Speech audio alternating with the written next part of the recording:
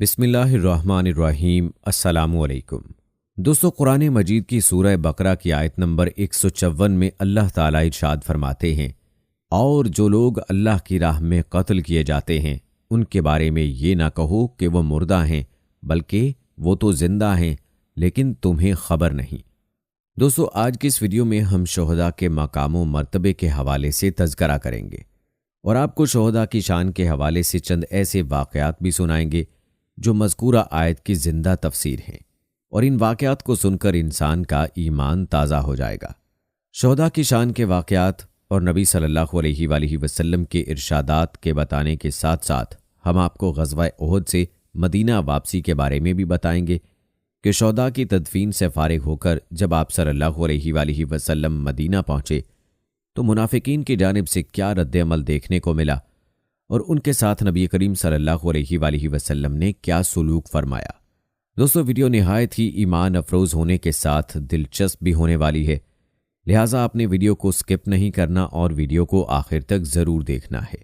دوستو، شہداء کے بارے میں اللہ تعالیٰ نے فرما دیا ہے کہ وہ زندہ ہیں، تو دوستو اس بات میں بال برابر بھی شک کی گنجائش نہیں ہے، اور اللہ کے فرمان کی ایسی سینکڑوں مثالیں لوگوں نے اپنی آنکھوں سے ملاحظہ بھی کی ہیں۔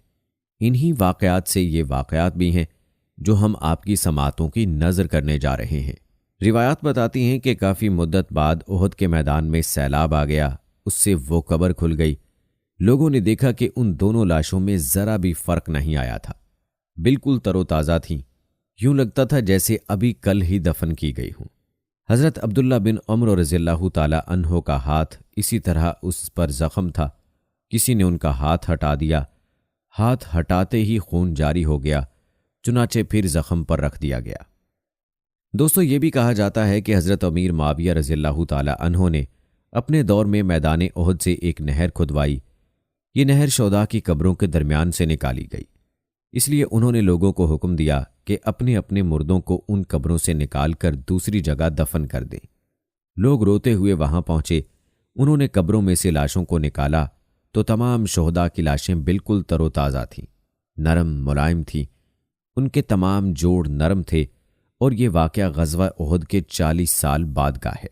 کہا جاتا ہے کہ حضرت حمزہ رضی اللہ تعالی عنہ کی لاش نکالنے کے لیے ان کی قبر کھودی جا رہی تھی تو ان کے پاؤں میں کدال لگ گئی۔ کدال کا لگنا تھا کہ حضرت حمزہ رضی اللہ تعالی عنہ کے پاؤں سے خون جاری ہو گیا، گویا ان کا جسم اس طرح تر و تازہ تھا جیسے کسی زندہ انسان کا ہوتا ہے، یہاں تک کہ خون بھی خشک نہیں ہوا تھا، اور خون شریانوں میں اس طرح جاری تھا کہ ذرا سی کدال لگتے ہی پیر سے جاری ہو گیا۔ دوستو، دوسری یہ بات سامنے آئی کہ ان لاشوں سے مشک جیسی مہک آ رہی تھی۔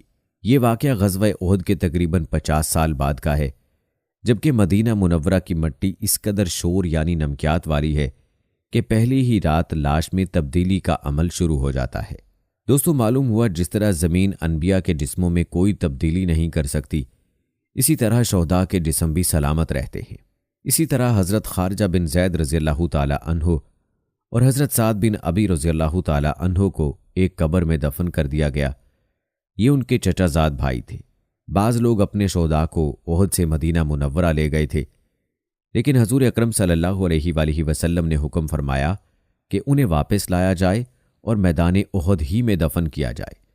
پھر آپ صلی اللہ علیہ وآلہ وسلم نے غزوہ احد کے شہداء کے بارے میں فرمایا، میں ان سب کا گواہ ہوں، جو زخم بھی کسی کو اللہ تعالیٰ کے راستے میں لگا ہے، اللہ تعالیٰ قیامت کے دن اس زخم کو دوبارہ اسی حالت میں پیدا فرمائیں گے کہ اس کا رنگ خون کے رنگ کا سا ہوگا اور اس کی خوشبو مشک جیسی ہوگی۔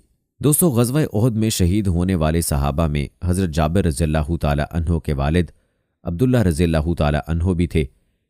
حضور نبی کریم صلی اللہ علیہ وآلہ وسلم نے حضرت جابر رضی اللہ تعالی عنہ سے فرمایا، اے جابر، کیا میں تمہیں ایک بات نہ بتا دوں؟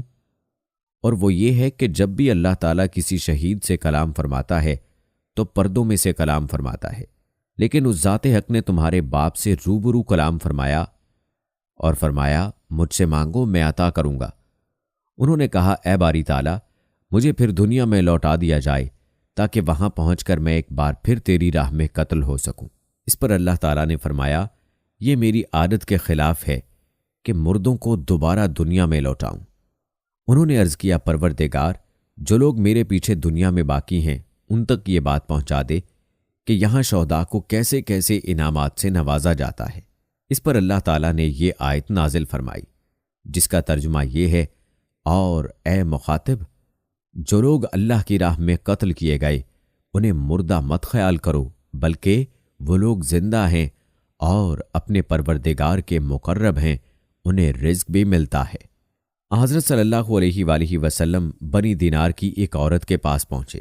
اس عورت کا شوہر، باپ اور بھائی اس غزوہ میں شہید ہوئے تھے۔ ایک روایت کے مطابق ان کا بیٹا بھی شہید ہوا تھا۔ جب لوگوں نے انہیں یہ خبر سنائی تو انہوں نے فوراً پوچھا، رسول اللہ صلی اللہ علیہ وآلہ وسلم کا کیا حال ہے؟ لوگوں نے بتایا، اللہ کا شکر ہے آپ بخیر و عافیت ہیں۔ اس پر عورت نے کہا، میں آپ کو اپنی آنکھوں سے دیکھ لوں؟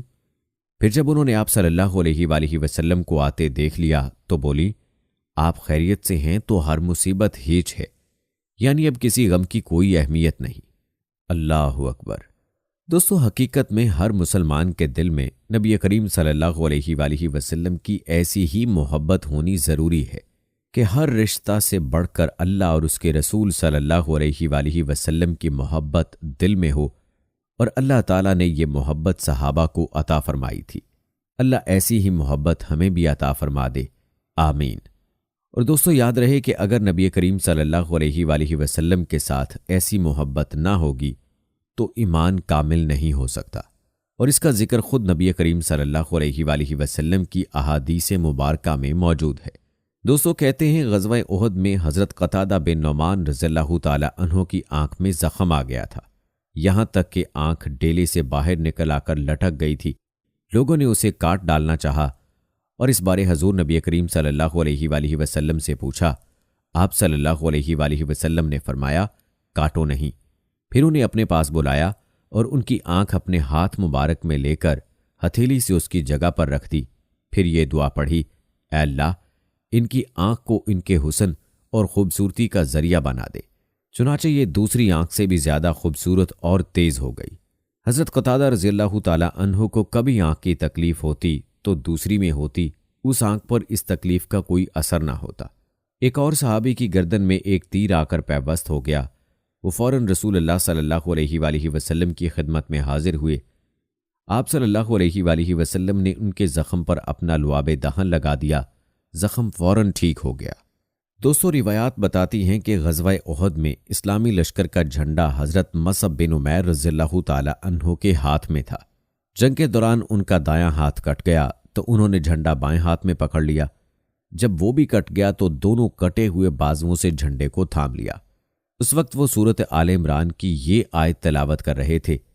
آیت کا ترجمہ یہ ہے، اور محمد صلی اللہ علیہ وآلہ وسلم اللہ کے رسول ہی تو ہیں، اس سے پہلے اور بھی بہت رسول گزر چکے۔ سورہ آل عمران آیت نمبر 144۔ جب انہوں نے جنگ کے دوران کسی کو یہ کہتے سنا کہ محمد صلی اللہ علیہ وآلہ وسلم قتل کر دیے تو خود بخود ان کی زبان سے یہ الفاظ جاری ہو گئے، اور اس کے بعد حضرت مصعب بن عمیر رضی اللہ تعالی عنہ شہید ہو گئے۔ دوستو، یہ تھا تذکرہ شہداء اور ان کے مقام و مرتبہ کا، جو قرآن و حدیث کی روشنی میں آپ کے سامنے بیان کیا گیا۔ شہداء کے بارے میں سورہ آل عمران میں اللہ تعالیٰ کا ارشاد ہے، جو لوگ اللہ کی راہ میں قتل کیے گئے ان کو مردہ نہ سمجھو، بلکہ وہ تو زندہ ہیں، اپنے پروردگار کے مقرب ہیں، کھاتے پیتے ہیں، وہ خوش ہیں اس چیز سے جو ان کو اللہ تعالیٰ نے اپنے فضل سے عطا فرمائی، اور جو لوگ ان کے پاس نہیں پہنچے ان سے پیچھے رہ گئے ہیں، ان کی بھی اس حالت پر وہ خوش ہوتے ہیں کہ ان پر بھی کسی طرح کا خوف واقع ہونے والا نہیں، اور نہ وہ مخموم ہوں گے۔ وہ خوش ہوتے ہیں اللہ کی نعمت اور فضل سے، اور اس بات سے کہ اللہ تعالیٰ ایمان والوں کا اجر ضائع نہیں فرماتے۔ اسی طرح احادیث میں بھی اللہ کے نبی صلی اللہ علیہ وآلہ وسلم نے شہداء کی شان بیان فرمائی ہے، جیسا کہ حضرت عبداللہ بن عباس رضی اللہ تعالی عنہما بیان فرماتے ہیں کہ حضور اکرم صلی اللہ علیہ وآلہ وسلم نے ارشاد فرمایا، شہداء جنت کے دروازے پر دریا کے کنارے ایک محل میں رہتے ہیں، اور ان کے لیے صبح و شام جنت سے رزق لایا جاتا ہے۔ اسی طرح حضرت انس بن مالک رضی اللہ تعالی عنہ سے روایت ہے کہ حضور اکرم صلی اللہ علیہ وآلہ وسلم نے ارشاد فرمایا، جب بندے قیامت کے دن حساب و کتاب کے لیے کھڑے ہوں گے تو کچھ لوگ اپنی تلواریں گردنوں پہ اٹھائے ہوئے آئیں گے، ان سے خون بہہ رہا ہوگا، وہ جنت کے دروازے پر چڑھ دوڑیں گے، پوچھا جائے گا یہ کون ہیں؟ جواب ملے گا یہ شہداء ہیں جو زندہ تھے اور انہیں روزی ملتی تھی۔ سبحان اللہ، کیا اونچی شان ہے جو اللہ نے شہداء کو عطا فرمائی ہے۔ دوستو چلیے اب تذکرہ کرتے ہیں احد سے مدینہ واپسی کا۔ کہتے ہیں جب جنگ ختم ہوئی اور شہداء کو دفن کر دینے کے بعد حضور اکرم صلی اللہ علیہ وآلہ وسلم مدینے کی طرف روانہ ہوئے۔ آپ صلی اللہ علیہ وآلہ وسلم اس وقت گھوڑے پر سوار تھے۔ آپ صلی اللہ علیہ وآلہ وسلم نے اس وقت شہداء اور ان کے عزیزوں کے لیے یہ دعا فرمائی، اے اللہ ان کے دلوں سے رنج اور غم کو مٹا دے، ان کی مصیبتوں کو دور فرما دے اور شہیدوں کے جانشینوں کو ان کا بہترین جانشین بنا دے۔ مدینہ پہنچنے پر نبی اکرم صلی اللہ علیہ وآلہ وسلم نے حضرت علی رضی اللہ تعالی عنہ کی تلوار خون آلودہ دیکھ کر فرمایا، اگر تم نے جنگ میں بہتر کارکردگی کا مظاہرہ کیا ہے تو فلاں فلاں نے بھی خوب جہاد کیا ہے۔ دوستو روایات بتاتی ہیں کہ غزوہ احد میں 70 کے قریب مسلمان شہید ہوئے۔ مرنے والے مشرکوں کی تعداد مختلف بتائی جاتی ہے۔ جب اللہ کے رسول صلی اللہ علیہ وآلہ وسلم مدینہ منورہ پہنچے تو مسلمانوں کی شکست پر منافقوں اور یہودیوں کی زبانیں کھل گئیں۔ وہ کھلے عام مسلمانوں کو برا کہنے لگے، خوشی سے بغلیں بجانے لگے۔ ان لوگوں نے نبی اکرم صلی اللہ علیہ وآلہ وسلم کی شان میں گستاخانہ کلمات بھی کہے۔ مثلاً وہ کہتے پھرتے تھے، محمد صرف حکومت کرنے کے شوقین ہیں، آج تک کسی نبی نے اس طرح نقصان نہیں اٹھایا جس طرح انہوں نے اٹھایا ہے، خود بھی زخمی ہوئے اور اپنے اتنے ساتھیوں کو بھی مروایا ہے، معاذ اللہ۔ کبھی کہتے تمہارے جو ساتھی مارے گئے اگر وہ ہمارے ساتھ رہتے تو اس طرح اپنی جانیں نہ گنواتے۔ حضرت عمر رضی اللہ تعالی عنہ تک ان کی یہ باتیں پہنچیں تو انہیں بہت غصہ آیا۔ انہوں نے حضور نبی کریم صلی اللہ علیہ وآلہ وسلم سے عرض کیا، اے اللہ کے رسول صلی اللہ علیہ وآلہ وسلم، آپ ہمیں ان لوگوں کو قتل کرنے کی اجازت دیں۔ یہ سن کر آپ صلی اللہ علیہ وآلہ وسلم نے ارشاد فرمایا، کیا یہ لوگ یعنی منافقین ظاہر میں مسلمان نہیں ہیں؟ کیا یہ کلمہ نہیں پڑھتے کہ اللہ کے سوا کوئی معبود نہیں اور یہ کہ میں اس کا رسول ہوں؟ حضرت عمر رضی اللہ تعالی عنہ نے عرض کیا، بے شک کرتے ہیں، لیکن یہ لوگ ایسی تلوار کے خوف سے کرتے ہیں۔